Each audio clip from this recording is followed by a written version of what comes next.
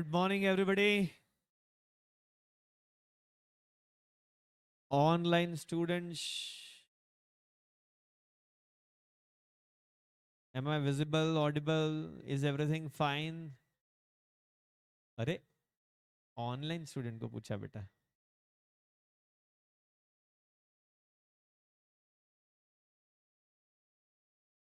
How am I? I am fine. I am very good. Thank you for asking.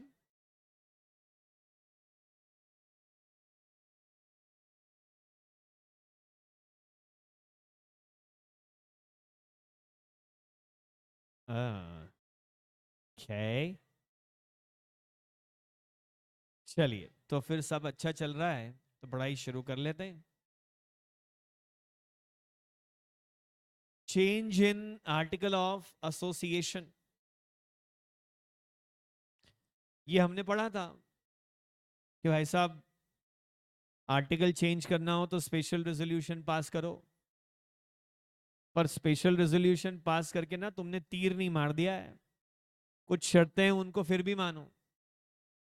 जैसे कि change should not be against the companies act, change should not be against the memorandum of association. फिर हमने कहा था in case of conversion of a public company into a private company you should take approval of central government. फिर हमने पढ़ा था change should not be a fraud on minority, but the change is acceptable if it is in overall interest of the company. ऐसा हमने पढ़ा. तो sir फिर fraud on minority का एग्जाम्पल बता दो. हाँ जी बिल्कुल लो. कल बताया था लेकिन कल वो ऐसा पर्सनल एग्जाम्पल था. आज जरा कॉर्पोरेट एग्जाम्पल हम देखते हैं. There is one person named as Mr. X. Okay. There is one company, ABC Limited. And Mr. X is holding 75% shares in ABC Limited. Can I say that ABC Limited is a subsidiary? Those who are in favor, वो लोग हाथ उठाएं कि हाँ ABC subsidiary है. Okay यहाँ chat box में आप लोग टाइप करें यस, या मैं ना आपके लिए एक पोल लॉन्च करता हूँ. अच्छा पर पोल में क्वेश्चन ही नहीं है. रुको एक क्वेश्चन क्रिएट करता हूँ आपके लिए.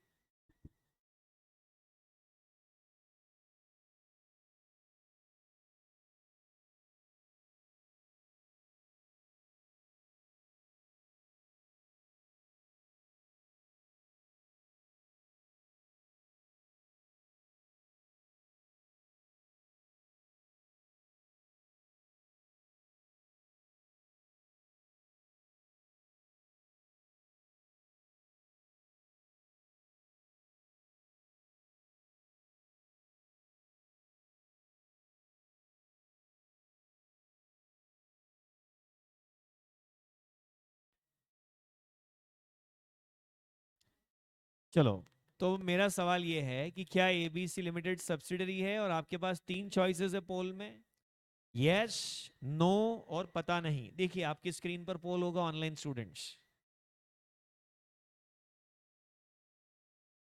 तीन चॉइस दिए मैंने आपको, यस, नो और पता नहीं. इसलिए वोट सबको डालना पड़ेगा क्योंकि पता नहीं के अलावा फिर अब और कोई ऑप्शन नहीं है अपने पास.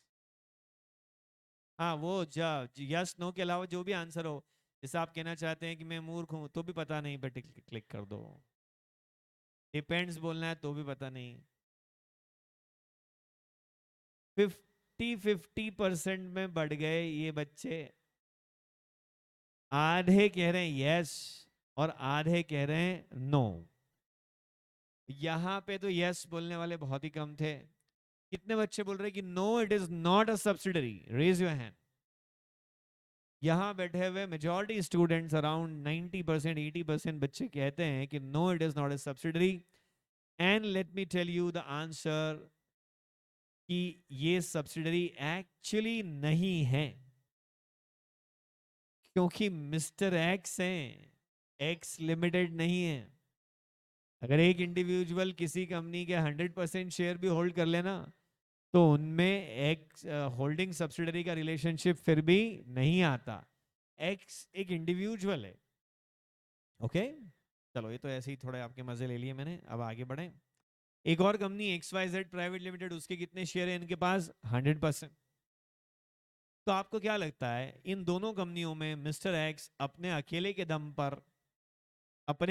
दम पर स्पेशल रेजोल्यूशन पास करवा सकते हैं क्या दोनों कंपनियों में? ओके, ये लो पोल का रिजल्ट यहाँ पर। पोल आप लोगों के लिए, ऑनलाइन वालों के लिए पोल है। मिस्टर एक्स अकेले अपने दम पर दोनों कंपनियों में स्पेशल रेजोल्यूशन पास करवा सकते हैं? अरे आलसियों, वोट तो करो। बताओ, ओनली 50% हैव वोटेड सो फार। तुम हो ही 50% पहले तो जो ऑनलाइन में हो, उसमें भी 25% ही वोट कर रहे हो। कौन? हरी आप 81%। बाकी लगता है लॉग इन करके और भूल गए, तो गए वापस। यहां पे मेजॉरिटी कह रही है yes and majority is right, क्योंकि स्पेशल रेजोल्यूशन के लिए आपको 75% वोटिंग पावर चाहिए और वो यहां मिस्टर एक्स के पास में है। भाई साहब क्या हुआ इसके बाद में कि ना इन दोनों कंपनियों में ना, अच्छा बचे हुए 25% शेयर एबीसी के किसके पास है? पब्लिक के पास है। इन दोनों कंपनियों में ना एक बिजनेस कॉन्ट्रैक्ट हुआ कि एक कंपनी दूसरी कंपनी को रॉ मटेरियल सप्लाई करेगी। इन दोनों कंपनियों में क्या हुआ? एक बिजनेस कॉन्ट्रैक्ट हुआ। और कॉन्ट्रैक्ट तो हुआ, लेकिन इस XYZ ने उस कॉन्ट्रैक्ट का वायोलेशन करा। पहले तो कहा था कि हाँ हम रॉ मटेरियल सप्लाई करेंगे करेंगे, और बाद में हाथ खड़े कर दिए, रॉ मटेरियल तो है नहीं हमारे पास, सॉरी नहीं हो पाएगा। कॉन्ट्रैक्ट की शर्तों में लिखा है कि जो कॉन्ट्रैक्ट तोड़ेगा वो काउंटर पार्टी को 1 करोड़ रुपए की पेनल्टी देगा। क्या कॉन्ट्रैक्ट में आप म्यूचुअली ऐसा अग्री कर सकते हैं कि जो कॉन्ट्रैक्ट तोड़ेगा वो दूसरी पार्टी को इतना कंपनसेशन देगा? क्या ये वॉइड नहीं हो जाएगा? बिल्कुल सही बात है, आप ऐसा डिसाइड कर सकते हैं। तो XYZ ने वायलेशन करा, तो अब कौन किसको पे करे 1 करोड़? XYZ पे करे। किसको पे करे? ABC को पे करे। अब मिस्टर एक्स के नजरिए से इस ट्रांजैक्शन को अगर देखा जाए तो XYZ पे करे, उसका मतलब यह है कि मिस्टर एक्स की पॉकेट से पैसा गया। XYZ दे रहा है, मतलब इनडायरेक्टली कौन दे रहा है? Mister x. और पूरा 1 करोड़ रुपया गया। और ये 1 करोड़ जब ABC में पहुंचेगा, वहां इनकी हिस्सेदारी कितनी है? 75%। एक जेब से आपके 1 करोड़ निकले और दूसरी जेब में 75 लाख पहुंच गए। बचे 25 लाख पर किसका हक है? इनडायरेक्टली पब्लिक का। मिस्टर एक्स को एक षड्यंत्र सूझा कि क्यों ना ABC लिमिटेड के मेमोरेंडम और आर्टिकल ऑफ एसोसिएशन को इस तरह से चेंज कर लें कि ABC XYZ पर सू करके अमाउंट रिकवर ही ना कर पाए। मिस्टर एक्स ने, 1 करोड़ नहीं 10 करोड़ का एग्जांपल था, चलो एनीवेज, मिस्टर एक्स ने ABC का आर्टिकल ऑफ एसोसिएशन क्या कर दिया? चेंज। इस तरह से चेंज कर दिया कि अब ABC XYZ से अमाउंट रिकवर नहीं कर पाएगी। तो सर ऐसे कैसे आर्टिकल चेंज कर दिया? स्पेशल रेजोल्यूशन से। सर तो पब्लिक ने अगेंस्ट में वोट नहीं डाला होगा क्या? जरूर डाला होगा, पर फिर भी स्पेशल रेजोल्यूशन हो गया pass. This is a change on, this is a fraud on minority, और ऐसा कोई भी चेंज नहीं किया जा सकता। ओके सर, तो क्या था ये एग्जाम्पल? फ्रॉड ऑन माइनॉरिटी वाला कोई चेंज आर्टिकल में नहीं हो सकता। इसको ऐसा लिखने जैसी कोई जरूरत नहीं है, बस आपको बात समझानी थी तो समझ में आ गई होगी, आई होप। एक और बार समझा दो। समझो, ABC और XYZ के बीच में एक कॉन्ट्रैक्ट हुआ, XYZ ने उस कॉन्ट्रैक्ट को तोड़ दिया, तो अब XYZ की ड्यूटी है कि वो 10 करोड़ रुपए पेनल्टी किसको दे? ABC को। लेकिन मिस्टर एक्स को लगा कि ये 10 करोड़ तो मेरी जेब से जाएंगे XYZ में, और मेरी ही जेब में आएंगे ABC में, पर ABC में जो जेब में आएगा उस जेब पे और लोगों का भी हक है, तो मुझे 10 करोड़ में से 7.5 करोड़ का ही हक मिलेगा, तो ले दे के 2.5 करोड़ रुपए तो मेरा पर्सनल लॉस हो गया। होना भी चाहिए, आपकी कंपनी कॉन्ट्रैक्ट तोड़ रही है तो लॉस तो होना चाहिए। लेकिन फिर उसने एक षड्यंत्र रचा, उसने ABC के आर्टिकल में चेंज करके एक लाइन डाल दी जिससे कि वो XYZ पर सूट फाइल ना कर पाए फॉर रिकवरी ऑफ पेनल्टी। तो आपने आर्टिकल में जो चेंज करा अपने पर्सनल बेनिफिट के लिए करा, इन 25% लोगों का नुकसान हो रहा है उसमें, this is fraud on minority, ऐसा कोई भी चेंज करना अलाउड नहीं है। सर अगर चेंज हो गया तो फिर क्या होगा, वो चेंज वॉइड माना जाएगा। ओके, माइनॉरिटी जा करके कंप्लेंट कर दे ट्रिब्यूनल में, फिर ट्रिब्यूनल ऑर्डर देगा कि वापस से अपने आर्टिकल को चेंज करो, और फिर वो रीस्टोर करवा देगा पुरानी पोजीशन।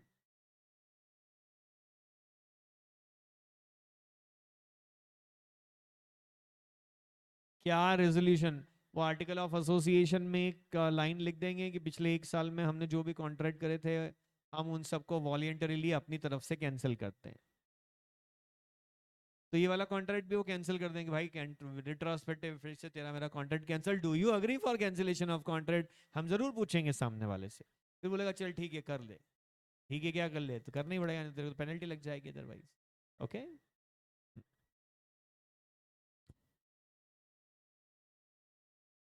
चलो नेक्स्ट।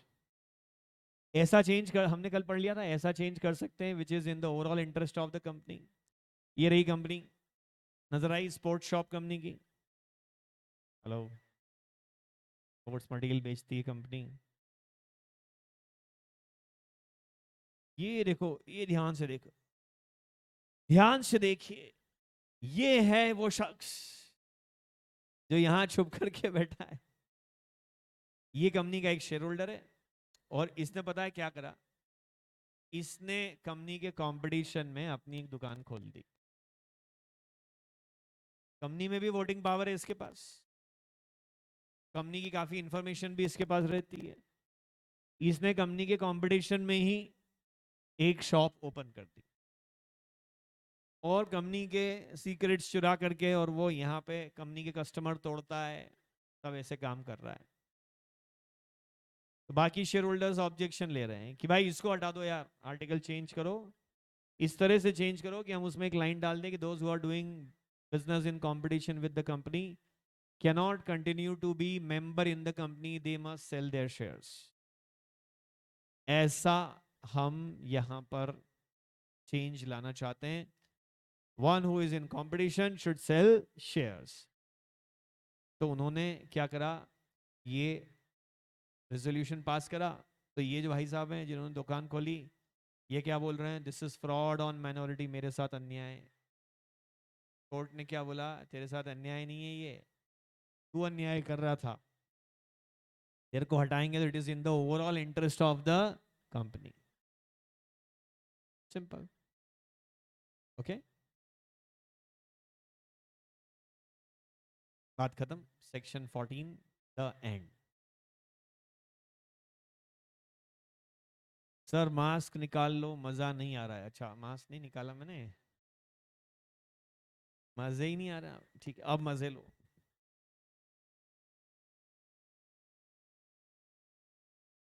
आवाज आ रही थी मास्क के आर पार, तो मेरा ध्यान नहीं गया इस बात पे, मास्क पहनने की आदत पड़ गई अब। हम्म,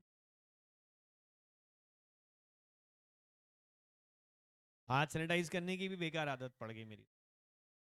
आधा एक घंटा हुआ नहीं, एक ही जगह पे बैठे हैं, हिले भी नहीं वहां से ऑफिस में, तो भी सैनिटाइजर निकाला, स्प्रे करा, फिर हाथ, अरे वाह कितना अच्छा लगा,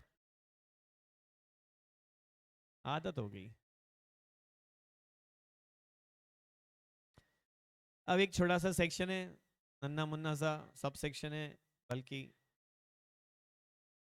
ये रही कंपनी, ये रहा ROC, हमारे प्यारे ROC, गणेश भगवान दिख रहे हैं तो एकदम गोल मटोल से। ROC महोदय, ROC का बड़ा पेसिव रोल लगता है, कंपनी सेट को पढ़ते पढ़ते अपने को ऐसा लगता है कि ROC पता है क्या काम करता है, हम कागज देते हैं वो रख लेता है। देखो आज तक का रोल ध्यान दो, ROC हम डॉक्यूमेंट्स देते हैं वो रख लेता है, फिर वो रजिस्टर में नाम लिख लेता है, फिर वो रजिस्टर में एंट्री कर लेता है, फिर वो हमको एक सर्टिफिकेट दे देता है। ROC नहीं है, ये साक्षात श्री गणेश भगवान है। किसी भी शुभ कार्य की शुरुआत करें तो पहली पत्रिका इनके पास सबमिट कर दें, then he will be happy कि जा खुश रहो, अच्छा होगा आपका काम। तो अब आप आर्टिकल चेंज कर रहे हैं ना, company to give copy of special resolution to ROC. Company अपने लेटर हेड पर स्पेशल रेजोल्यूशन को छाप के डायरेक्टर के साइन करा के आरओसी को सबमिट करेगी कि ये देखो ये रेजोल्यूशन हमने पास कर लिया है। और देखना है, ध्यान देख लो एक बार, फिर इकट्ठा लिख लेना, थोड़ा छोटा सा ही है। स्पेशल रेजोल्यूशन की कॉपी देंगे, और जो सेंट्रल गवर्नमेंट ने ऑर्डर दिया पब्लिक कंपनी को प्राइवेट कंपनी में कन्वर्ट करो, तो उसके लिए सेंट्रल गवर्नमेंट की परमिशन की जरूरत पड़ती है ना, तो उसकी कॉपी भी किसको दे देंगे, आरओसी। और जो नया आर्टिकल छपवा लिया अब आपने, सर तो क्या नया छपवाएंगे? देखो सही तरीका तो यही है कि पुराने आर्टिकल जो छपे पड़े थे उनको रद्दी में बेचो। सर एक ही लाइन तो बदली है, तो एक लाइन बदली तो आर्टिकल तो पूरा ही बुक है ना, वो तो पूरी, तो वो रद्दी में बेचो, नया आर्टिकल छपवाओ। सर हम स्टिकर छपवा के उसके ऊपर स्टिकर चिपका दें, कर सकते हो, ऐसा भी कर सकते हो, बट हाँ आपको ऑल्टरेशन तो करना पड़ेगा आर्टिकल में। और ये जो ऑल्टर्ड आर्टिकल है इसकी कॉपी भी आप किसको देंगे, आरओसी। कब? 15 दिन में। अच्छा, हाँ बस।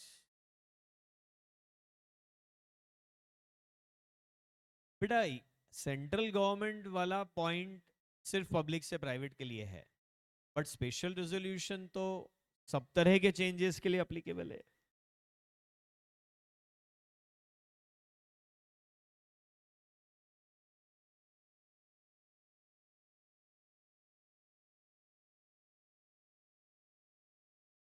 ये सेक्शन 14 कंटिन्यूड है।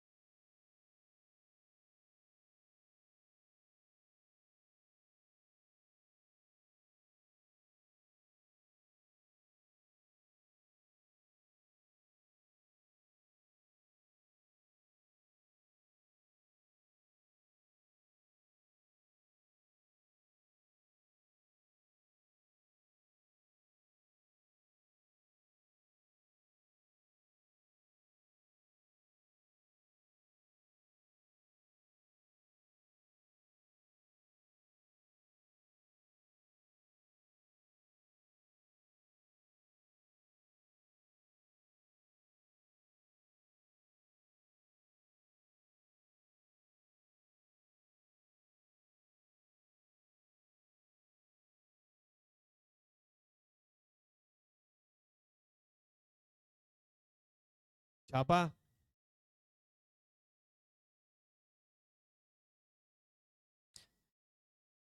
सर ये एक बार जो नया आर्टिकल बन गया, क्या ये भी उतना ही फोर्सफुल होगा जैसे कि ओरिजिनल आर्टिकल था? अरे सपोज पुलिस थाने में अधिकारियों की बदली हो जाए, टीआई का ट्रांसफर हो के नए टीआई पुलिस स्टेशन पे आ जाए, एसपी का ट्रांसफर हो जाए, डीआईजी आईजी कमिश्नर का ट्रांसफर हो जाए, नए पुलिस वाले भैया आ जाएं पुलिस स्टेशन पे, और आते ही पहले ही दिन वो आपको धर पकड़ लें, आप ठहरे, मतलब एग्जाम्पल के लिए, आप मतलब जिसकी अपन बात कर रहे हैं वो आप नहीं, पात्र काल्पनिक है। नए इंस्पेक्टर ने आते ही पॉकेट मार को, पिक पॉकेटर को पकड़ लिया, पिक पॉकेटर ने जेब कतरे ने बोला सुन, नया है ना तू, आज ही आया है ना, तो शांति तो रख, अभी तेरे पास उतने पावर्स थोड़ी हैं। क्या लगता है आपको उतने पावर्स हैं कि नहीं है? है ना, वो तो बदल के जो आया है पहले दिन से ही वो पावरफुल है। तो आर्टिकल अगर चेंज हो जाए तो ये जो नया आर्टिकल है ना वो उतना ही फोर्सफुल है, उतना ही इफेक्टिव है जितना कि पहले वाला आर्टिकल था। सर इसमें कहने वाली क्या बात है, ये तो डीम्ड है, बट लॉ मेकर को कभी ने ये भी समस्या सामना करना पड़ा होगा, उसीलिए ये कह रहे हैं। कई जगह आपको लगेगा यार ये फालतू ही बातें कर रहे हैं, बल्कि मेरे लिए भी लगेगा ऐसा ही। कि इतनी छोटी सी बात को इतना क्यों खींच दिया सर ने, फालतू बातें, छोटी छोटी बातें ना खुद ही सवाल पूछ के खुद ही जवाब देते, कोई पूछ तो रहा नहीं है इनसे। यहाँ भी सवाल चल रहे हैं कुछ, और उसके अलावा पिछली कई बैचेस में बार बार कुछ सवाल पूछे जाते हैं। तो मुझे पता है कि क्या फ्रीक्वेंटली आस्क्ड क्वेश्चन है जो आप आज नहीं पूछ रहे हो लेकिन कल परसों पूछोगे, एकदम ऐसे टुच्चे से बेकार से सवाल, पर पूछते हैं बच्चे सब तरह के सवाल, इसलिए उनके जवाब तैयार हैं। तो ये भी बोलने की बात नहीं थी, बट सरकार ने इसके समस्या का सामना करना पड़ा होगा कि किसने ये भी केस कर दिया होगा कि modified article is not as effective as the original article. तो उन्होंने एक्ट में ये भी लिख दिया कि नहीं भाई, अगर ओरिजिनल आर्टिकल एकदम तीर निशाने पे था उसका, तो जो मॉडिफाइड आर्टिकल है ना उसका तीर भी एकदम निशाने पे ही माना जाएगा। It is as effective as original article, simple. Sir लिखना है क्या? सेक्शन 14 खत्म, एक छोटा नन्ना मुन्ना सा सेक्शन है 15, छोड़ दें? पढ़ लें? पढ़ लेते। Altered copy of memorandum of association और आर्टिकल ऑफ एसोसिएशन, अगर मेमोरेंडम या आर्टिकल ऑफ एसोसिएशन में कोई चेंज हो जाए, ये था आपका original memorandum article of association, जो बाद में बदल करके हो गया ऐसा,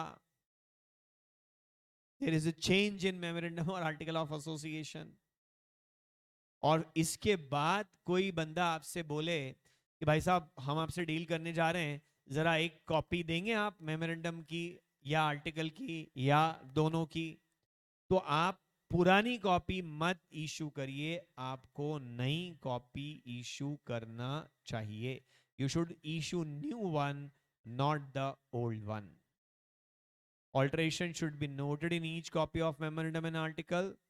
Otherwise, there is a penalty of rupees 1000 per copy.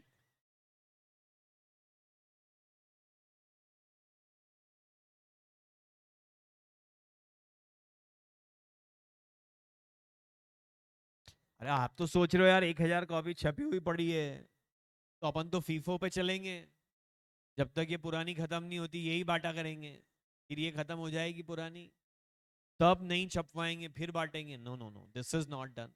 तो जो इंस्टीट्यूट स्टडी मटेरियल में आपके साथ ऐसा करे तो 50,000 1 लाख छप गए थे, अब क्या करें? तो बोले इस अटेंड में तो पुरानी चलाओ, सिलेबस बदल गया तो भी इनको पुराने ही दे दो, फिर नए छपेंगे तब नए देंगे, नहीं ना, ऐसा नहीं कर सकते। हाँ बोलो बेटा।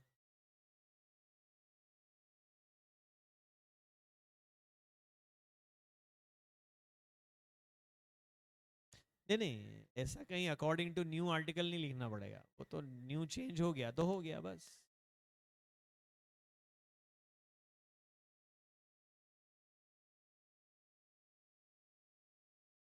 किसी प्रोविजन को लेके आर्टिकल साइलेंट है और टेबल एफ हमारे ऊपर अप्लीकेबल है।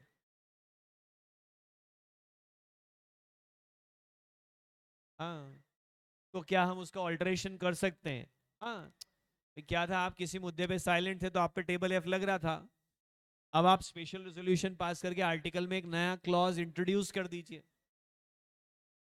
तो अब टेबल एफ लगने की जगह ये वाला जो क्लॉज है वो लगने लग जाएगा आपके ऊपर उस दिन से। ठीक है। हाँ, अब थोड़ा बड़ा सेक्शन आ गया, सेक्शन 16 काम का सेक्शन है, बड़ा है, इंपॉर्टेंट है। Rectification of name.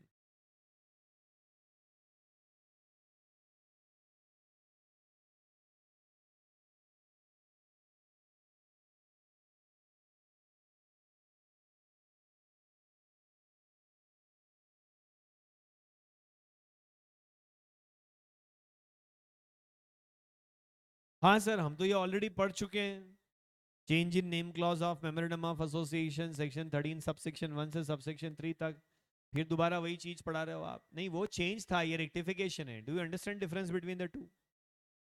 चेंज तो कभी भी कर सकते हो आप, बट रेक्टिफिकेशन सिर्फ गलती करने पर ही करते हो. You rectify only if you have committed a mistake. Change तो आप एनी टाइम कर सकते हो. नहीं, ये गलती होने पे चेंज कैसे करें वो हम यहाँ पढ़ेंगे. बिना गलती के यूं ही चेंज कैसे करें वो हम ऑलरेडी पढ़ चुके. अरे आपके पास कंपनी को प्रॉफिट ही नहीं हो रहा था, मम्मी आपको एक ज्योतिष के पास ले गई. मम्मी मम्मी मैंने कंपनी बनाई, मेरी कंपनी प्रॉफिट ही नहीं हो रहा है. मम्मी बोले नास पिटे, मुझे मालूम था तू कुछ नहीं कर सकता, चल मेरे साथ. ज्योतिष अंकल ने बोला तुम्हारी कंपनी का नाम बहुत ही अशुभ है, इसका नाम बदल लो, तुम्हारा भाग्य बदल जाएगा. फिर क्या था, आपने सेक्शन 13 सब सेक्शन 1 में स्पेशल रेजोल्यूशन पास करके नाम चेंज कर दिया. आरओसी पूछ रहा क्यों, क्या बात हो गई, क्यों बदलना चाह रहा है. वैसे तो आरओसी पूछता ही नहीं है क्योंकि उसको ये राइट ही नहीं है, पर ऐसे ही पूछ लिया क्यों भाई नाम क्यों बदल रहा है. बोले छोड़ो ना, नया भाग्यवान नाम रखेंगे हम. रखो. वॉलेंट्री चेंज था वो हमने पढ़ लिया, वो वॉलेंट्री था, ये कंपलसरी है क्योंकि आपने गलती करी है. कैसे वही तो बताने जा रहा हूं. Section 16 rectification of name. Here we go. ये कंपनी है, माना कि ये क्या है, एक कंपनी एग्जिस्टिंग है, 5 10 15 साल पहले बनी थी. फिर क्या हुआ सर, फिर आपने बनाई एक, ये आपकी कंपनी नहीं है, ये है बाजार में एक कंपनी है ये. फिर आपने एक कंपनी बनाई,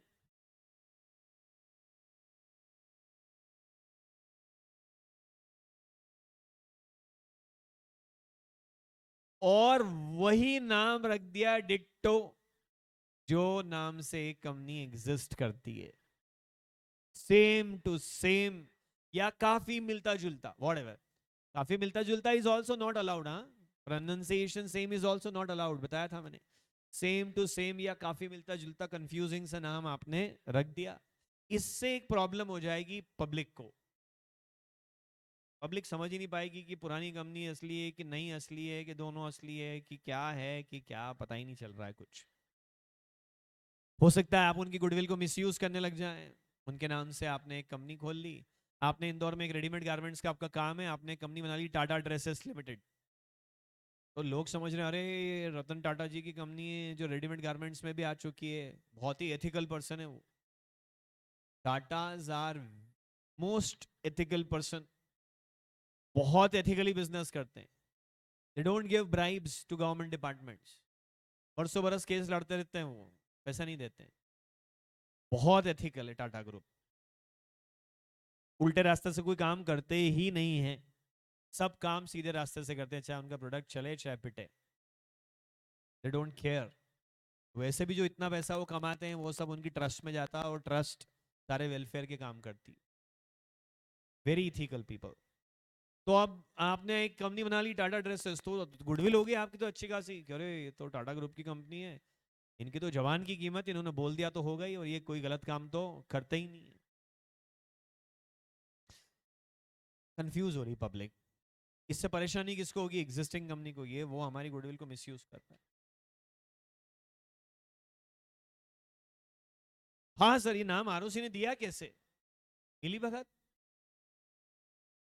ये आरओसी नशे में था, दिमाग खराब था, घर से झगड़ा करके आया था, सुबह सुबह घर पे पिटाई हो गई थी बेचारे की. कंपनी पहुंचा, ये नाम अप्रूवल के लिए, हाँ हाँ दे दे, ये ले साइन, ऐसे की तैसे. हो गया भाई, गलती करने का मनुष्य का स्वभाव है, गलतियां तो हो ही जाती है. हाँ, नहीं आपसे नहीं हुई आज तक कोई गलती कभी. अरे सर हम तो इतनी गलतियां करते हैं क्या बताएं आपको, बहुत गलतियां करते हैं. हाँ बेटा, होगा ना. आरओसी 2 4 10 ऐसी गलतियां करेगा तो कोई ना कोई उसकी कंप्लेंट कर देगा. फिर अगर आरओसी की अच्छी रसूख होगी ऊपर तक तो कुछ नहीं होगा. और अगर पेनल्टी भी लगेगी, नौकरी भी चली जाएगी, सस्पेंड भी कर देंगे, नौकरी छीन लेंगे, जेल में डाल देंगे, बशर्ते, मैंने तो वैसे देखा नहीं आज तक कभी, बहुत कम ही ब्यूरोक्रेट्स और पॉलिटिशियन जेल जाते हैं, बहुत कम, बहुत कम. जबकि उनमें से बहुत सारे करप्ट होते हैं. 70-80% तो कम से कम ब्यूरोक्रेट्स और पॉलिटिशियन करप्ट होते ही होंगे। एम आई राइट? कम से कम बोला है मैंने, इससे ज्यादा ही होते होंगे। बट उसमें से कितने लोग जेल जाते हैं? नहीं जाते। इंडिया है, चलता है। इसलिए आपका सवाल गलत था कि आरओसी का क्या होगा। वैसे भी आरओसी के ऊपर कंपनीज एक्ट हो ही लगता है, आरओसी पे तो सेंट्रल गवर्नमेंट का एम्प्लॉयज वाला एक्ट लगता है ना। तो क्वेश्चन आउट ऑफ सिलेबस था आपका।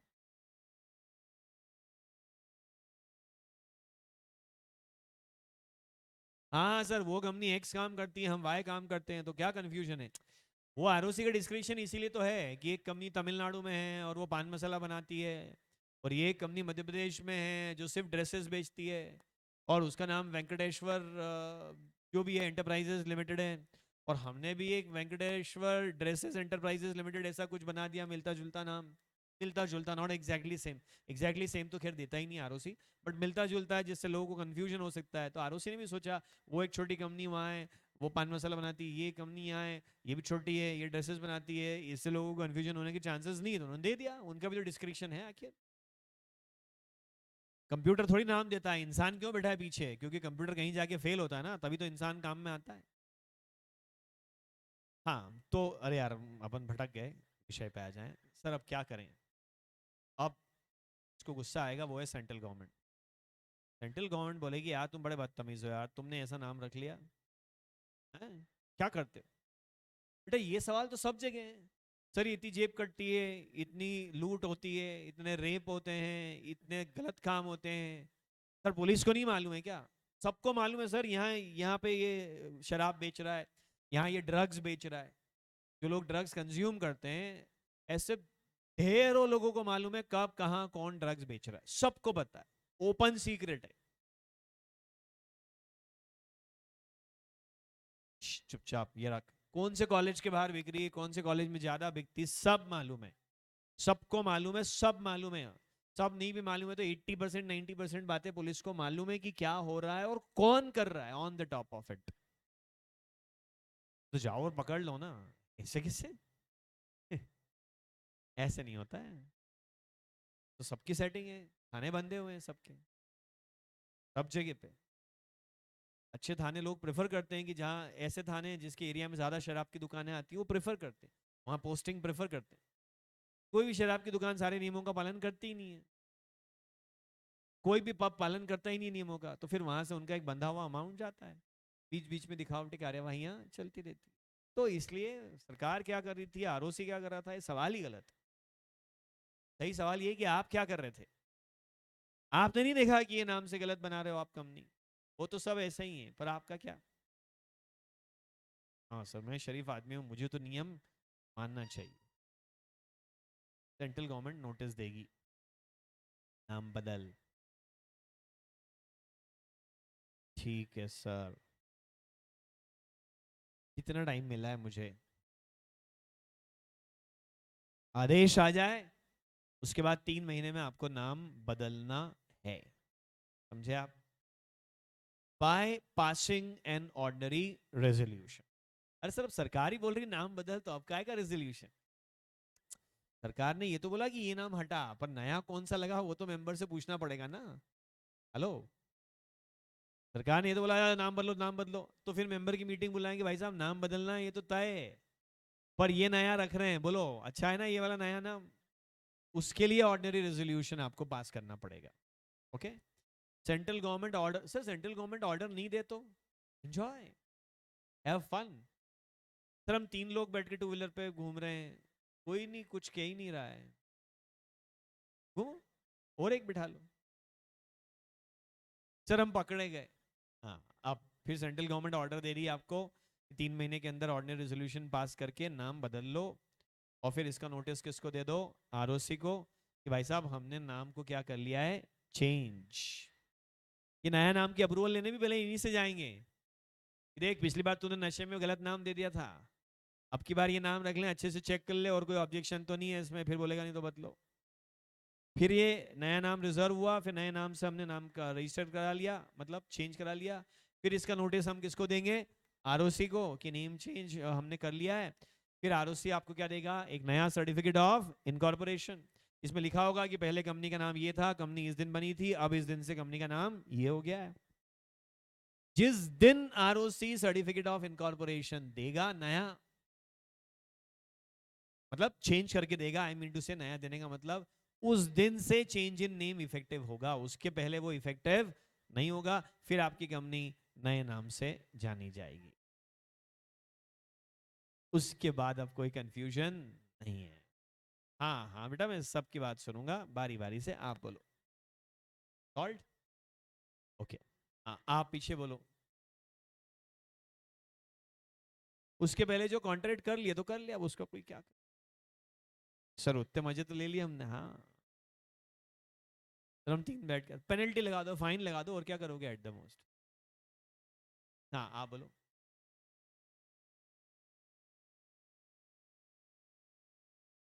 2 साल तक पुराना नाम भी लिखना पड़ेगा सर, तो फिर हम यहाँ 2 साल तक पुराने नाम के मजे और ले पाएंगे ना? नहीं, ऑब्वियसली ऐसे केस में आरओ से आपको सेंट्रल गवर्नमेंट आपको इस चीज, इस सेक्शन से एग्जाम्पशन दे देगा कि 2 साल तक पुराना नाम लिखना, क्योंकि नाम गलत था इसलिए तो चेंज कर रहे हैं, फिर 2 साल इस्तेमाल क्यों कर।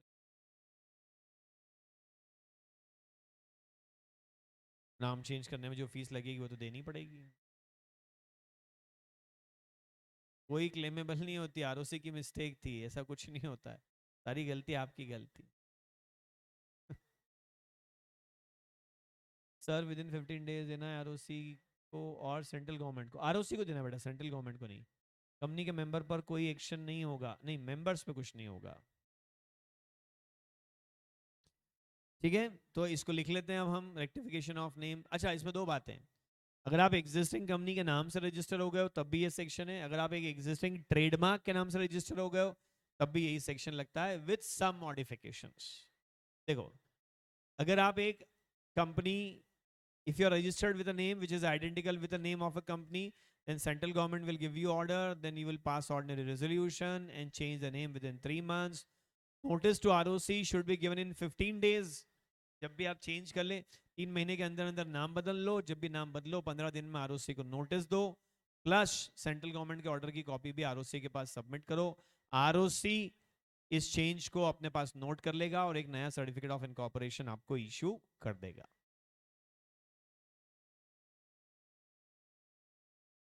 इतना छापो, फिर पास वाले के लिए मैं बताता हूं।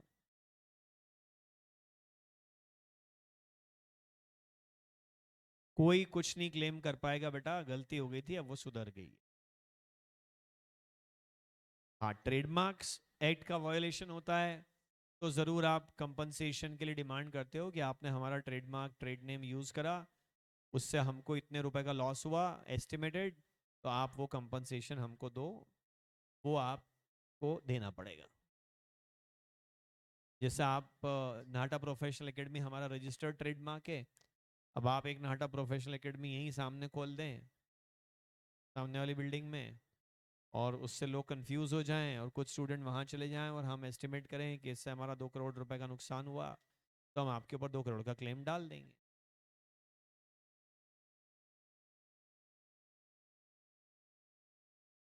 सर मान लो हम 3 महीने में नाम नहीं चेंज करें तो क्या बिगाड़ लोगे? अरे भाई गड़बड़ है ना, सरकार से पंगा थोड़ी ले सकते आप। सरकारी आदेश आ गया है, अब तो पालन करना ही पड़ेगा।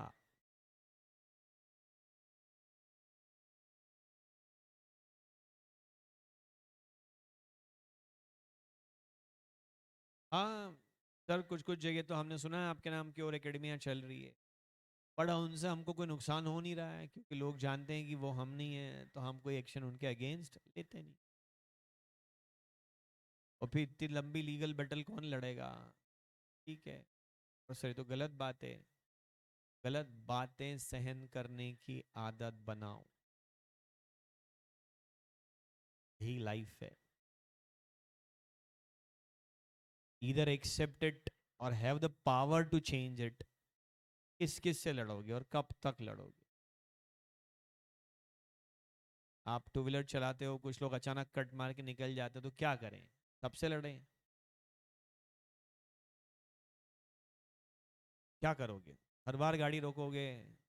हर बार झगड़ा करोगे? मालूम पड़ा वो नशे में, उसने उठा के चाकू मार दिया आपको, तो होता है कि नहीं होता? ऐसा होता ही ना, गुस्से में कुछ भी कर सकता है आदमी। फिर आप गलत बात सिखा रहे हो कि गलत बातें सहना सीखो। देख लेना 10 साल बाद मिलना मुझसे, फिर पूछूंगा मैं आपने कितनी गलत बातों का विरोध कर लिया है। जहां तक अपना टाइम कम लग के विरोध होता है करते रहो, जहां आपका डीप इन्वॉल्वमेंट आ जाए छोड़ो। तो इंस्टीट्यूट ने मेरी कॉपी गलत चेक कर दी, मैं भूख हड़ताल करूंगा। क्या कर, चलो अब तुम मुझे फालतू की बातों में बहुत उलझा रहे हो यार आज। आइडेंटिकल विद ट्रेडमार्क, सर हम एक ऐसे नाम से रजिस्टर हो गए जो ट्रेडमार्क है। अच्छा, यहाँ कहानी अलग है। ट्रेडमार्क ऑनर को जैसे ही पता चलेगा कि तुम ये गड़बड़ कर रहे हो, तो 3 साल के अंदर अंदर वो तुम्हारे खिलाफ कंप्लेंट कर सकता है सेंट्रल गवर्नमेंट के पास, और फिर सेंट्रल गवर्नमेंट ऑर्डर देगी। ये जो सेम लिखा है ना, मतलब same as the left one, same as the adjoining column.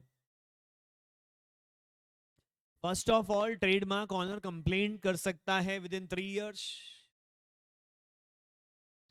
फिर सेंट्रल गवर्नमेंट आपको ऑर्डर देगी कि नाम बदलो। फिर आपको एक ऑर्डिनरी रेजोल्यूशन पास करके विद इन 6 मंथ्स, टाइम थोड़ा ज्यादा है, नाम बदलना होगा।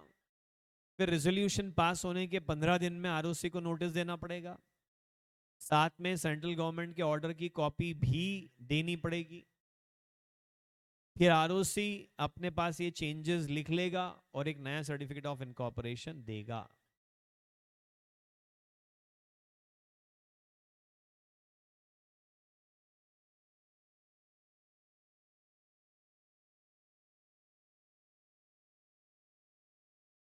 सर अगर वो 3 साल बाद आए तो फिर उसको बोलेंगे सॉरी, अब तुम कुछ नहीं कर सकते, अब हम तो इसी नाम से एग्जिस्ट करेंगे, तुम्हारी टाइम लिमिट निकल गई।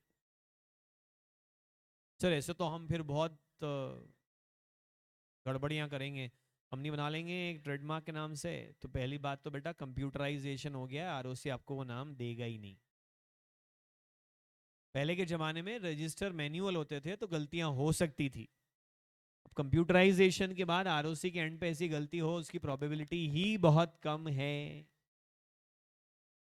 सुन रहे हो आप मेरी बात? नहीं नहीं सर, फिर भी हो गई गलती और हम हो गए तो 3 साल हाथ की घड़ी मुंह पे उंगली रख के बैठ जाएंगे चुपचाप, फिर 3 साल बाद धमाके के साथ बाहर आएंगे।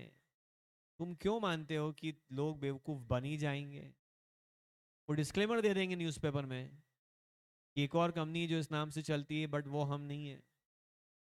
वो अपने कस्टमर्स को एजुकेट कर देंगे इस बारे में। तुम क्यों सोचते हो कि तुम मिसयूज कर ही पाओगे? नहीं सर, फिर भी मान लो कर लिया तो फिर वो आपको फोन लगाएंगे भाई साहब कितने पैसे लेंगे, नाम बदल लीजिए ना।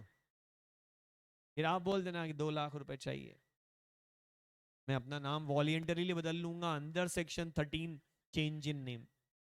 वो तो जिंदगी भर कभी भी हो सकता है ना, उसके लिए 3 साल की टाइम लिमिट नहीं है। सर मैं ऐसा भिखारी थोड़ी हूँ कि 2 लाख बोलूंगा, मैं बोलूंगा 2 करोड़। फिर वो फोन कट कर देंगे, फिर वो दूसरा फोन लगाएंगे, भाई फोटो व्हाट्सएप किया है, 5 लाख रुपए एडवांस भी भेजा। फिर आप वॉलेंटरीली नाम बदल लेंगे। समझ गए? छाप दिया था इसको। गलत चीजों में मत भटको, ऐसा हो गया तो क्या, वैसा हो गया तो क्या, ये है ऐसा। सर ऐसा तो बहुत कम होता होगा। हाँ तो सर फिर कम होता तो क्यों लिखा है यहाँ? अरे तो हो जाएगा तब क्या करना है, वो तो लिखा होना चाहिए ना। बल्कि सरकार तो ऐसे बारे में भी प्रोविजन बनाती है जैसा कभी हुआ ही नहीं था, पर कभी हो गया तो क्या करेंगे वो सब लिख देते पहले से।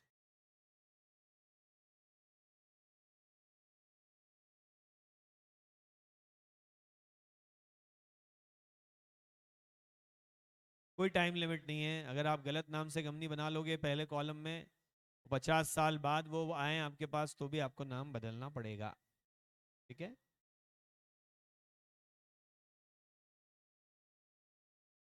क्या है, छोटे मोटे केसेस में तो आपस में मिल बैठ करके और बातें हो जाती हैं, वो हमेशा बेटर होता है।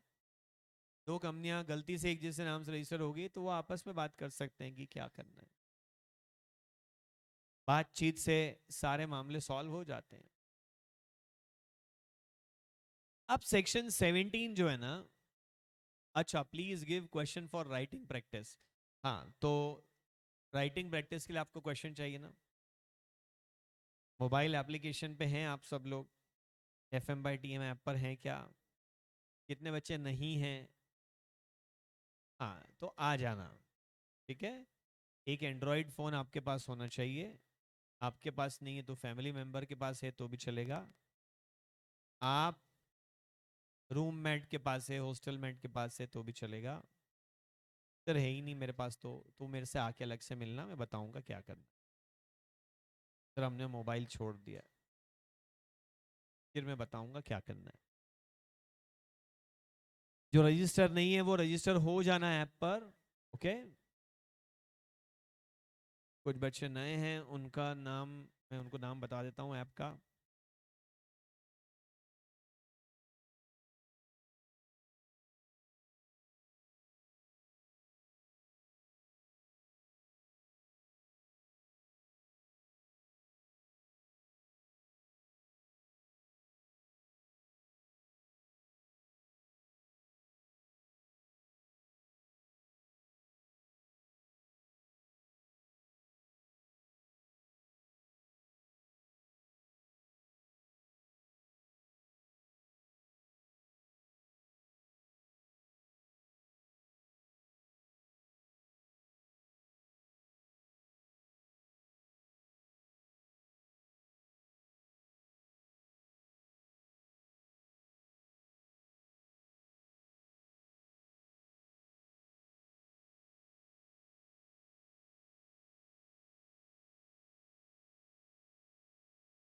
हाँ तो बेटा, जो बच्चे नहीं हैं, हाँ जहाँ नोट्स देख रहे हैं ना बेटा वहीं पर ही हैं। FMBYTM मैं लिख देता हूँ, भले ही अगर आप सुन के नहीं समझ पा रहे हो तो।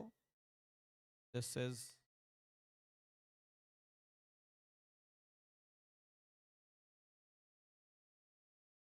This is the name of the application. ये एंड्रॉयड एप्लीकेशन है, इसको आप इंस्टॉल कर लेना।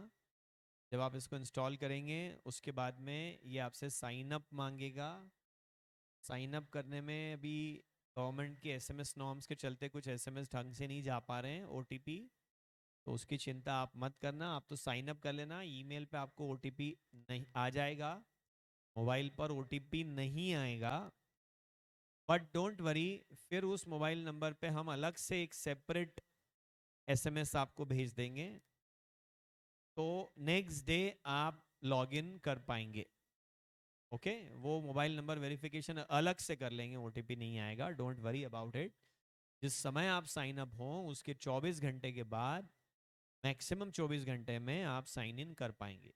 अगर उसके पहले ही ऐप नोटिफिकेशन आपको आ जाएगा, इसका मतलब आप उसी समय साइन इन कर पाएंगे। ओके, और उसमें जाने के बाद में फिर वहाँ पर आप आराम से सारे जो नोट्स वगैरह हैं, सर वो चलाना कैसे ऐप में, बिल्कुल टेक्नोलॉजी के मामले में व्हाट्सएप भी ढंग से नहीं चलता है मेरे से, तो पता ही नहीं चलता है कैसे चलाऊं। कुछ बच्चों को होती है कि मेरे को चलाना नहीं आ रहा है, प्रॉब्लम आ रही है, ऐप कैसे चलाऊं पता ही नहीं चल रहा है। कितनी सारी फीचर्स हैं उसमें, रिवीजन ऑडियो हैं, नोट्स हैं, क्वेश्चंस हैं, ढेरों सारी रिसोर्सेज हैं आपके पढ़ने के लिए जो मैंने काफ़ी मेहनत से डेवलप करें। सर मिले ही नहीं मेरे को, तो कुछ होते हैं गेले एकदम।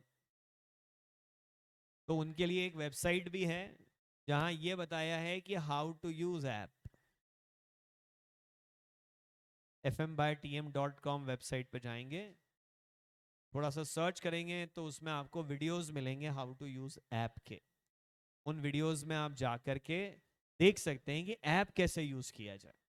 और अगर आप ऐप में लॉगिन हो जाए तो वहां भी लाइब्रेरी में सबसे पहला फोल्डर ये बना है, how to use this app. उसको देख लीजिएगा, एक बार 5 से 10 मिनट का टाइम उस पर डिवोट कर लीजिए, तो कोई भी इंपॉर्टेंट चीज फिर आपसे मिस नहीं होगी। सारे वंडरफुल रिसोर्सेज आपको वहां पर मिल जाएंगे। वीडियोस एक्सेस मत करना वहां पे, क्योंकि वीडियो नहीं, आप तो 3D यहाँ चल रहा है अपना आमने सामने, और ऑनलाइन वालों का भी चल रहा है। वीडियोस आपके लिए नहीं है, सिर्फ ऑडियोज हैं, पीडीएफ फाइल हैं। बहुत ही शानदार रिवीजन ऑडियो मैंने बनाए हैं। ये मैंने नहीं कहा है, पिछली बैचेस के स्टूडेंट ने कहा है, काफी मेहनत करके बनाए हैं, उससे आपको बहुत फायदा मिलेगा। क्वेश्चंस प्रैक्टिस करना है सर हमको, तो मैंने आपके लिए क्वेश्चन भी बनाए हैं। आप देखिए ऐप में करंट अफेयर्स फोल्डर में जाइए, ऐप ओपन करिए, मैं आपको बताता हूँ क्वेश्चन कहाँ है।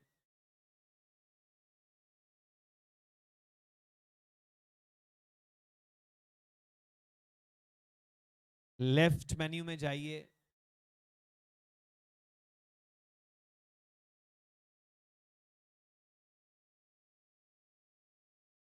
लेफ्ट मेन्यू में आपको डॉक्यूमेंट लाइब्रेरी में चले जाएं, क्योंकि अपने को तो पीडीएफ फाइल ही चाहिए। डॉक्यूमेंट लाइब्रेरी में सारे फोल्डर आ गए होंगे, तो इंटर फोल्डर में जाइए।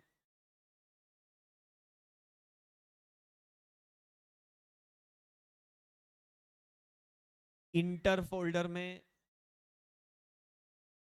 आपको सीएल का एक फोल्डर मिलेगा। नहीं, सीएल में नहीं यार, आई एम सॉरी, ये तो शायद करंट अफेयर्स पड़ा। वापस बाहर आ जाओ इससे, जो वापस डॉक्यूमेंट लाइब्रेरी पे क्लिक करो तो फिर सारे फोल्डर शुरू से दिखने लग जाएंगे। वहां एक करंट अफेयर्स का फोल्डर है, देखो वापस डॉक्यूमेंट लाइब्रेरी पे क्लिक करो, वहां आपको करंट अफेयर्स नाम का एक फोल्डर मिला, मिल गया। इधर ऑनलाइन जो बच्चे बैठे हैं उनको मिल गया है ना। हाँ, अब इसमें आप करंट अफेयर्स फोल्डर में थोड़ा स्क्रॉल डाउन करेंगे ना, तो CL1 क्वेश्चन डे, क्या नाम है एग्जैक्टली exactly? हाँ, 1 क्वेश्चन डे सेक्शन 1 to 122 ऐसा कुछ लिखा होगा। थोड़ा स्क्रॉल डाउन करिए, छठे सातवें आठवें नंबर पे आपको मिलेगा CL1 question day section 1 to 122। ये एक पीडीएफ फाइल है, इसको डाउनलोड कर लीजिए। एक बार जब आपने इसको डाउनलोड कर लिया तो बार बार यहां आके ओपन करने की जरूरत नहीं है। आप लेफ्ट मेन्यू में क्लिक करिए, वापस से डाउनलोड करने के बाद, हाँ लेफ्ट मेन्यू में क्लिक करिए, वहां डाउनलोड्स का भी एक ऑप्शन दिख रहा है आपको। ये आपका डाउनलोड फोल्डर है, यहां से भी एक्सेस कर सकते हैं आप। सर वो डाउनलोड्स को क्लिक करा तो पूरा खाली मिल रहा है सर, अब मैं क्या करूं, मैं बहुत परेशान हो गया। ऊपर ऊपर 4 टैब है, उसमें वीडियो, ऑडियो, डॉक्यूमेंट, पिक्चर, उसमें डॉक्यूमेंट में जाइए। सर ऐसी छोटी छोटी बातें मत बताया करो, मुझसे इससे ज्यादा बुरे सवाल पूछे जाते, मैं क्या करूं। वहाँ डॉक्यूमेंट में अब आपको दिख रहा होगा सर, ये 2 3 दिख रहे हैं, हाँ क्योंकि पहले भी आपने कुछ डाउनलोड करा होगा तो वो भी दिखेगा, और ये भी दिखेगा। यहाँ से आप ओपन कर सकते उसको ऐसे। सर मैं कर रहा हूँ, टच नहीं हो रहा है, वो देखो ना एक ऐसा एक डॉक्यूमेंट जैसा आइकन बना होगा, उसको हाथ लगाओगे तो ओपन हो जाएगा। स्क्रॉल डाउन करोगे तो नीचे भी जा पाओगे, पता है। ये 1 क्वेश्चन, कितने 55 क्वेश्चन है, कितने 54 हैं, 55। अगले 55 दिन का मैंने आपका इंतजाम कर दिया है। अब संडे हो, मंडे हो, होली हो, दिवाली हो, कर्फ्यू लग जाए, लॉकडाउन हो जाए, मैं मर जाऊं, आप मर जाएं, कोई फर्क नहीं पड़ रहा है इससे। रोज एक क्वेश्चन का आंसर, क्लास लगे नहीं लगे, छुट्टी हो जाए, कुछ भी हो जाए, प्रलय आ जाए, जो भी हो जाए, रोज एक क्वेश्चन का आंसर लिख के लाना है। अच्छा, ऐसा है सर। हाँ, ये क्वेश्चन मैंने बनाए हैं सारे के सारे, कुछ केस स्टडीज हैं सर, इसके सजेस्टेड आंसर, तुम मतलब तुम्हारे जैसा पैरासाइट मैंने अपनी लाइफ में नहीं देखा। अनुराग द्विवेदी, और हिंदी भी बता दूं इधर, परजीवी, मतलब जो खुद कुछ नहीं कर सकता है, जो सिर्फ दूसरों के ऊपर जिंदा रहता है। इसके आंसर मैं नहीं दूंगा, इसके आंसर अनुराग आप लिख के लाएंगे। अगर आप इसका आंसर नहीं लिख पा रहे हैं, इसका मतलब अब आपको नोट्स पढ़ने की जरूरत है। This is like a daily test.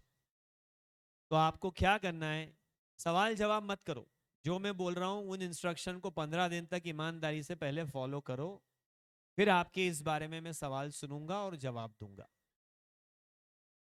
हजारों संभावनाओं का आज जवाब मत तलाशो, एक जो टास्क आज दिया है उसको अकम्प्लिश करो। कभी लाइफ में फुर्सत मिले ना तो एक बुक पढ़ना, छोटी सी किताब है बिल्कुल। हु मूव्ड माई चीज, हिंदी अनुवाद भी बता देता हूं, मेरा चीज किसने हटाया। चीज, चीज खाने का चीज होता है ना जो, हु मूव्ड माई चीज। उस बुक का क्रक्स ये है कि too much of the planning makes you a failure, too many questions in your mind makes you a failure. Just take one thing and start doing it यार। What rubbish, ऐसा हो गया तो क्या, वैसा हो गया तो क्या, ऐसा कर तो वैसा, सारी चीजें तलाश डाली। नहीं नहीं नहीं नहीं, एब्सोल्युटली रॉन्ग अप्रोच। आज एक इंस्ट्रक्शन, आज एक काम हाथ में आया ना, just do it. Don't plan too much, don't ask too much. ये है, इसको करना है, बात खत्म। बहुत सारी प्लानिंग और बहुत सारे रिसोर्सेज को इकट्ठे करने वाले लोग फेल्यूर होते हैं। जो एक काम हाथ में आ जाए और उसको शिद्दत से आप करने लग जाएं, वो लोग सक्सेसफुल होते हैं। आज से एक क्वेश्चन का आंसर लिखना चालू करना है। सर वो मैंने क्वेश्चन पढ़ा, मेरे को ना थोड़ा थोड़ा याद भी आ गया कि ये वो फला फला सेक्शन है, पर सर वो क्या हो गया कि नहीं एकदम से बैठा नहीं, फिर वो कि क्या करूं। तो मैं आपको एक तरीका बता रहा हूं उसका। अव्वल तो आपको याद ही होना चाहिए, आप ये टेस्ट है, आपको आना चाहिए आंसर लिखते, पर बाय द वे आपसे नहीं हो पाए तो आपने क्वेश्चन पढ़ा, फिर आपको समझ में थोड़ा आ गया, पर आपने बोला यार एक बार नोट्स रेफर कर लूं तो अच्छा हो जाएगा, कर लो नोट्स रेफर। अनुराग आ गया, अनुराग द्विवेदी। अनुराग, फिर क्या करना है, आप नोट्स खोलना। सेक्शन तो क्वेश्चन पढ़ के आपको समझ में आ ही जाएगा ये कौन सा है। वो भी नहीं समझ में आए अगर आपको, इसका मतलब आपको पहले 10 घंटे एक बार कंपनी लॉ अच्छे से पढ़ने की जरूरत है, उसके बाद मुझसे आके बात करना। सेक्शन पता चल जाएगा, उसको अच्छे से रीड कर लेना, फिर नोट्स बंद कर देना, फिर कम से कम 2 घंटे का गैप रखना। घर जाते ही पहले ये निपटा लिया, फिर बाकी सब चिट पढ़ लिए, फिर 2 घंटे के गैप के बाद अब अपनी मेमोरी से बिना नोट्स को दोबारा खोले आंसर लिखना। अगर ये केस स्टडी है तो पहले सेक्शन लिख देना, पता है क्या मैंने पहले कभी, केस स्टडी है तो पहले सेक्शन लिख देना, यानी कि प्रोविजन लिख देना, फिर केस को डिस्कस कर लेना, इसमें ऐसा हुआ, ऐसा हुआ, ऐसा हुआ, ऐसा हुआ, ऐसा हुआ, तो डिस्कस करने में पहले तो वही छाप लेंगे, थोड़ा तो थोड़े शब्द बदल बदल के, फिर उस पर डिस्कस करेंगे, ये है, इसको जोड़ेंगे, इसको घटाएंगे, इसको लेंगे, इसको छोड़ेंगे, ऐसा होना चाहिए, ऐसा नहीं होना चाहिए, और फिर कंक्लूजन आएगा, प्रोविजन, डिस्कशन एंड कंक्लूजन। फिर फाइनली क्या आएगा, प्रोविजन, डिस्कशन और फाइनली क्या आएगा, कंक्लूजन। ऐसे करके आपको आंसर लिखना है, ठीक है। नहीं सर मैं बहुत गेला हूं, मेरे को तो कुछ नहीं समझ में आ रहा है, सेक्शन तो छाप के लाना कम से कम, ओके। तो don't discuss it too much, answer लिखना चालू करो। कल पहले क्वेश्चन का आंसर मैं देखूंगा कि आप कैसा लिख के लाएं, मैं डिस्कस करूंगा, फिर आप कंपेयर करना कि आपने सही लिखा है कि नहीं लिखा है। अनुराग मैं बताऊंगा, आप लिख के लाओ फिर मैं बताऊंगा, फिर आप कंपेयर करना कि आपने यही आंसर लिखा है जो मैं बोल रहा हूं, इससे मिलता जुलता लिखा है, ठीक, ओके। हाँ बेटा बोलो, किस रिलेटेड, रेक्टिफिक, हाँ बोलिए प्लीज।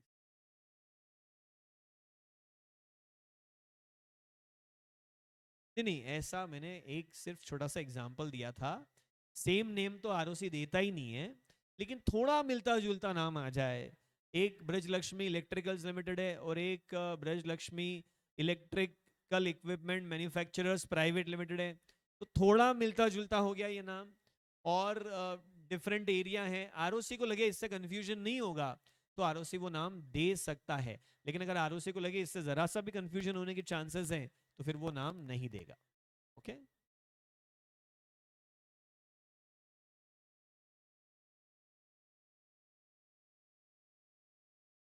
नहीं नहीं, आरओसी ने अपनी समझ से अगर एक नाम दिया है तो एग्जिस्टिंग कंपनी भी फिर उस पर कोई ऑब्जेक्शन नहीं ले पाएगी। बाद में काम चेंज कर लिया उससे कोई दिक्कत नहीं बेटे, वॉट, उससे कोई फर्क नहीं पड़ता, काम चेंज कर लिया तो कर लिया, अब उसका कोई कुछ नहीं कर पाएगा, ओके। और सेम नाम से भी बहुत लोग एग्जिस्ट करते हैं और कोई किसी का कुछ नहीं बिगाड़ पाता है, इसलिए आप उसकी ज्यादा टेंशन मत लो, ठीक है। नहीं वरुण, आपको आंसर्स मेरे पास भेजने की कोई ज़रूरत नहीं है, मैं डिस्कस करूंगा, उससे आप कंपेयर कीजिएगा। ओके, चलिए लगता टाइम हो गया है, तो फिर बाकी हम चर्चा कल करेंगे। आप आंसर लिख के लाइएगा एक।